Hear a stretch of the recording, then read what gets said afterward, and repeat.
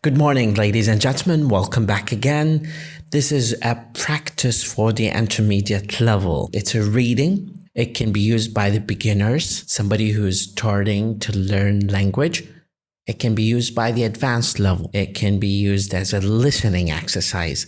So you're more than welcome to listen to me doing the reading here. The reading is called Digital Natives and Digital Immigrants. The purpose of this reading is to introduce you to present continuous aspect of present simple. They are everywhere, in coffee shops, on the train, in restaurants, at work. They are texting, they're tweeting, they are Googling, they are checking social media. They're taking selfies, they're listening to music, and yes, they're even working. They're always connected. These are the digital natives, born at the end of the 20th century and the beginning of the 21st century. Digital natives don't know life without technology. The first generation of digital natives is now entering the workforce and changing the way we work. More and more younger people are working from home, in coffee shops, or any place. They are bringing their personal equipment into the workplace too. They're switching back and forth between their social and professional lives. They don't see the need to separate the two. Some older people are adapting well to technology. Some people call them digital immigrants. Others are having trouble. Some are refusing to use any new technology. Older people often think that technology is growing too fast. Look at the older people around you.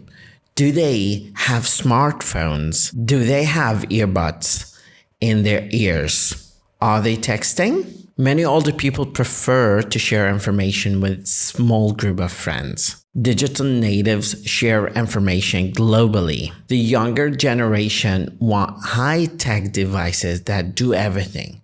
Take pictures, send text and photos, provide music and videos, and connect them with friends around the world. What does the older generation want from technology? In many cases, grandma and grandpa want a device that connects them to family and friends. They like to see pictures of grandchildren. Some even love to have a video chat with family. As more and more technology is entering every aspect of our lives, the digital divide between generations is widening.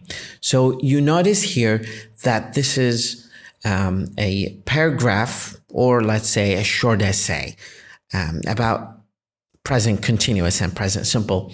The point that I want to mention here, it's very important, is that we use the present simple for general truths or a habitual activity like the one that you have seen, a custom thing that we do. But when we talk about present continuous here, it's an action that is happening progressively, not only now, but now and continuing. And it's maybe a recent trend, or maybe it's a longer action in progress at this general time frame. So if you want to understand the difference, you need to dig deeper and understand that from the seams of the fabric of the passage and the essay that you read, or you listen more to people talking about the difference. In this way, you will understand the difference between grandma uses an email and Mark is receiving a message. But not only do you have to listen and know the difference, but to use that for your own benefit. Have a wonderful day.